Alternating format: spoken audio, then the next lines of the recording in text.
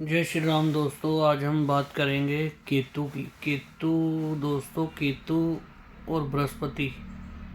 केतु किस किस ग्रह के साथ जुड़ा है, उन ज्योतियों की बात कर लेते हैं दोस्तों। सबसे पहले बात करते हैं केतु और बृहस्पति की। दोस्तों ये इसको ध्वज योग भी बोला जाता है, ध्वजा योग। ये बहुत ही अच्छा योग है केतु और बृहस्पति का। हमारी केतु क्या है, इंटेंट है, भाव है, मदर नेचर है। केतु जुड़ रहा है ज्ञान के साथ। ये व्यक्ति मदर नेचर इसको खुद ही घर बैठे बैठे ज्ञान दे देती है। इसको हिलने डुलने की ज़रूरत नहीं पड़ती इस जातक को।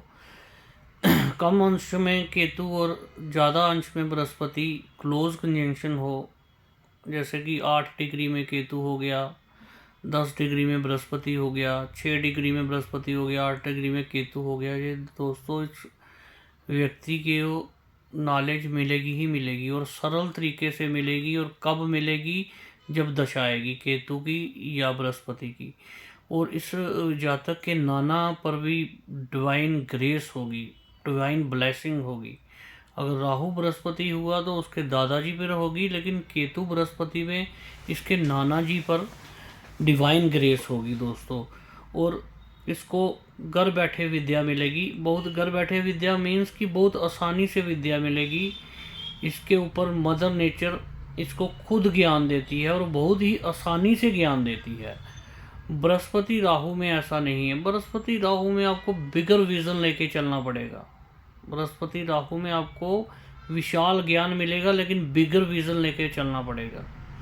तो बृहस्पति केतु में बहुत सरलता से आपको ज्ञान मिलता है, और वो ज्ञान आप सरल तरीके से बांटते हैं, इंटेंट अच्छा रखते हैं, तो आपको सफलता से कोई नहीं बचा सकता। केतु शनि कुछ ना करके भी अच्छे इंटेंट के कारण काम में आगे बढ़ाएगा आपको। ये केतु शनि कुछ ना करके भी अच्छे इंटेंट के साथ आपको अगर कार्य करेंगे तो कार्य में आगे बढ़ाएगा आपको। बृहस्पति सूर्य है, जो बृहस्पति सूर्य 50 तरह की आपदाओं से आपको बचाएगा। बृहस्पति सूर्य 50 तरह की डिफ़िकल्टी से, एक्सीडेंट से भी आपको 50 तरह की डिफ़िकल्टी से बचा सकता है। चंद्र बुध है। चंद्र बुध ये जातक दोस्तों किसी के इमोशंस को ये बिल्कुल ऐसा इन्फ्लुएंस कर डाल देगा किसी के ऊपर कि चंद्र बुध वाला आप इससे बड़ा व्यापारी कोई नहीं हो सकता। इमोशंस को ट्रिगर्स कर सकता है चंद्र बुध वाला व्यक्ति। तो केतु शनि वाला तो मैंने आपको बताया, अच्छे इंटेंट के कारण काम में आगे बढ़ाएगा। तो बृहस्पति केतु वाला ये तो नाना जी के ऊपर भी डिवाइन ब्लेसिंग है। और केतु बृहस्पति वाला या बृहस्पति केतु वाला अच्छे इंटेंट के साथ, नेक नीयत के साथ ज्ञान बांटे, ज्ञान सीखे। और जब ईश्वर आपको ज्ञान दे रहा है फ्री में, कोई भी आपको टीच नहीं कर रहा, खुद मदर नेचर आपको टीच कर रही है, तो आप केतु बृहस्पति वाला ज्योतिष भी सीख सकता है। और इसको कोई भी ज्ञान मिलेगा तो सरलता से मिल जाएगा। तो ऐसे जातक को ज्ञान अवश्य लेना चाहिए और ज्ञान बांटना चाहिए। जो भी अगर ज्योतिष करते हैं तो ज्योतिष आपको ऊपर शिखर तक लेके जाएगी। तो अगर आप कोई और भी वर्क करते हैं तो वो भी आपको शिखर तक लेके जाएगा। बृहस्पति केतु दोस्तों नाना जी के पास डिवाइन ग्रेस है आपकी। शनि बृहस्पति में आपको आपके कर्म के ऊपर ही डिवाइन ग्रेस है। शनि बृहस्पति हुआ अगर आपके कर्म के ऊपर ही डिवाइन ग्रेस है। बृहस्पति शुक्र आपकी पत्नी के कारण आपके ऊपर डिवाइन ग्रेस है। बृहस्पति शुक्र हुआ आपकी पत्नी के कारण आपके ऊपर डिवाइन ग्रेस है। अगर बृहस्पति राहु है तो ये बड़ा दोस्तों ट्रिकी कॉम्बिनेशन है। ये बृहस्पति राहु वाला एकदम से ऊपर आसमान में पहुंचेगा अपने बिजनेस में, और एकदम से नीचे गिर जाएगा ये व्यक्ति। ये टाइम को बर्बाद कर सकता है। जुपिटर लक नॉलेज है दोस्तों। जुपिटर राहु इल्यूजन है। लक को ही ख़राब कर देता है ये बृहस्पति राहु वाला। ये अच्छे से यूटिलाइज करना पड़ता है इसको दोस्तों, बृहस्पति राहु वाली कंजंक्शन को। अगर महादशा आ जाए तो एक ये बहुत ही ख़राब कॉम्बिनेशन है। आपको महादशा में इसको वॉचफुल रहने का पीरियड है। बृहस्पति राहु फोटोग्राफिक मेमोरी भी होती है दोस्तों, फोटोग्राफिक मेमोरी होती है, ड्रग एडिक्शन भी हो सकते हैं, ज्ञान की नॉलेज लग जाए तो ये क्या पता ज्ञान ही लेते रहें। तो बृहस्पति राहु वाला का ज्ञान भी बहुत ही अटपटे तरीके से ये ज्ञान लेते हैं। अटपटे तरीके से क्या कि अगर पढ़ने बैठे तो 12 घंटे पढ़ते पढ़ते हो गए, खाना खाया नहीं खाया कोई फ़र्क नहीं। तो हमने आज केतु के साथ जो ग्रह लिंक्ड थे उसकी बात की, शनि के साथ लिंक्ड के उसकी बात की, और साथ में बृहस्पति शुक्र की भी बात की, राहु बृहस्पति की बात की।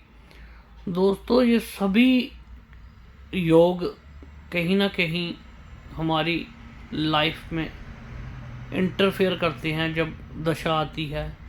जैसे केतु की आएगी, बृहस्पति की आएगी, दशा पे ही ये ज़्यादा इन्फ्लुएंस देते हैं दोस्तों। अगर दशा ही नहीं आती तो ये इन्फ्लुएंस नहीं देते दोस्तों। कई लोग हमसे प्रश्न करते हैं, जी आपने ऐसा बताया था बृहस्पति राहु में, जब बृहस्पति केतु में तो ऐसा हुआ नहीं, ऐसा बताया था ऐसा हुआ नहीं। खैर मैं तो प्रेडिक्शन देता नहीं, मैं तो टीच ही करता हूँ और वीडियो बनाता हूँ दोस्तों आपके लिए और अपने लिए भी। जो मुझे अच्छा लगता है, मेरी आत्मा को अच्छा लगता है, मज़ा आता है तो बनाता हूँ। जब मज़ा आता है तो बनाता हूँ। तो दोस्तों हर ग्रह अपनी महादशा में ही रिज़ल्ट देता है और अंतरदशा में, महादशा में ही ज़्यादा रिज़ल्ट देता है। एक जातक का जन्म होता है, एक शिशु का जब जन्म होता है तो उस शिशु का चंद्रमा देखना होता है, किस राशि में बैठा होता है, उसके नक्षत्र स्वामी की ही हमें महादशा लग जाती है। और उसके नक्षत्र स्वामी की जिसकी महादशा लगती है, जिस जातक का शिशु का दशा पैटर्न अच्छा हुआ, उस शिशु को वही शिशु लकी है जिसका दशा पैटर्न अच्छा हो। और दशा पैटर्न कौन तय करेगा? दशा पैटर्न हम थोड़ा तय करेंगे दोस्तों। दशा पैटर्न तो वो ऊपर बैठा है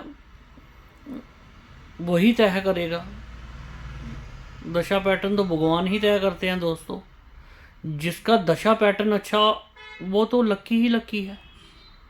आपने कई लोग देखे होंगे कि 40 साल तक, 50 साल तक, 55 साल तक का कुछ भी नहीं होता तो अचानक से अमीर बन जाते हैं। दशा आती है दोस्तों। जैसे ट्रंप हो गए, और भी बहुत सारे उदाहरण हैं दोस्तों। तो दशा का बहुत बड़ा खेल है दोस्तों, और जन्म नक्षत्र का भी बहुत बड़ा खेल है। दशा पैटर्न अच्छा मिलेगा तो 5-7 राजयोग तो कुंडली में होते ही होते हैं हर एक जातक के। नहीं भी होते, खैर होते ही होते हैं 5-7 राजयोग। और 1 या 2 राजयोग, मैं तो कहता हूँ 20 से 50 साल की उम्र तक राजयोग 1 या 2 आ जाएं तो वो तो भाग्यशाली है। तो दशा पैटर्न ही अगर आपको गलत मिल जाए तो अपने आप बोलो कि मेरी कुंडली से ही नहीं है, मेरी किस्मत से ही नहीं है, वो गलत है दोस्तों। दशा पैटर्न कैसा मिलता है? आपके कर्मों के आधार पर दशा पैटर्न मिलता है कि आपने पूर्व जन्म में क्या किया है, पुण्य किए हैं या पाप किए हैं। ये दशा पैटर्न तय करती है दोस्तों। जय हिंद, जय भारत दोस्तों।